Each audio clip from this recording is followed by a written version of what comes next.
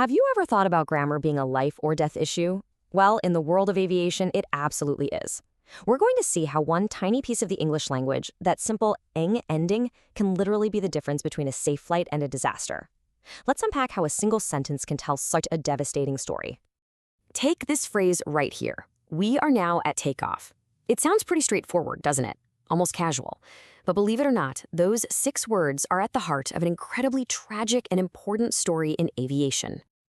You see, that exact phrase was said in the cockpit just moments before the Tenerife airport disaster in 1977.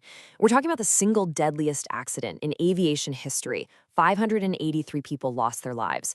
And it all stemmed from a whole series of problems, but a critical one was a misunderstanding of language. So what exactly went wrong?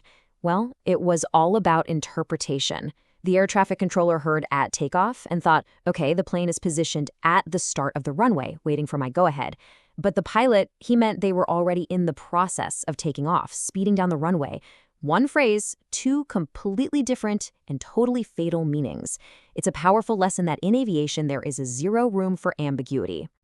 Tragedies like Tenerife were a massive wake-up call. They forced the entire aviation industry to come up with a real solution. What they created through the International Civil Aviation Organization, or ICAO, is basically a special version of English designed specifically to eliminate these kinds of misunderstandings. The whole point of this language is to be efficient, clear, concise, and most importantly, unambiguous. Every word is handpicked to have one and only one meaning. It's a global standard, which means a pilot from Japan and a controller in Spain can understand each other perfectly, every single time. No guesswork allowed. And to really see how precise this language is, we're going to zoom in on just one tiny little piece of grammar, that ing ending. In aviation, it's used in 2 very distinct ways. And knowing the difference, well, it's everything. So let's start with function number 1. This is the one we're all familiar with from everyday conversation. It's using ing to describe an action that is happening right now, an activity that's currently in progress. In grammar terms, we'd call this an ongoing action. But here's the clever aviation twist. To keep things super short and to the point, they often drop words like "we are." It's all about speed and clarity. Why use 4 words when 2 will do the job just as well? For instance, instead of a pilot saying, "We are vacating runway 28 left," they just say, "Vacating runway 28 left." It's instantly understood who is doing it and what they're doing. It's immediate, it's efficient, and there's no way to misinterpret it. It's an action, and it's happening now. But that's only one half of the story. That same ing ending has a second, equally critical job to do. It's not just for talking about actions, it's also used to build the actual vocabulary of aviation. This is where we get into something called a compound noun. So what is that? It's just a specific term for a place, a thing, or an idea. The key is, instead of describing what someone is doing, it's telling you what something is. It's a name. Let's look at a few examples, and it'll click right into place. Take the word holding and add point. You get holding point. That's not an action anymore, is it? It's a specific marked location on the ground. Or how about de-icing plus vehicle? That gives you a de-icing vehicle, a specific kind of truck.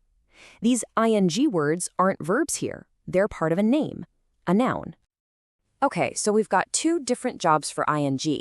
One for actions in progress and another for naming things. Now let's tie this all together, because this isn't just a grammar lesson. This is a fundamental pillar of how we keep flying safe. And this is where it gets so critical. If a pilot or a controller mixes these 2 up, if they confuse an action with a place, the results can be just as tragic as what happened at Tenerife. You could be saying what you're doing while they think you're talking about where you are. This right here is the absolute perfect example. On the left, a pilot reports, "We are holding." That's a verb, an action. It means they are actively waiting.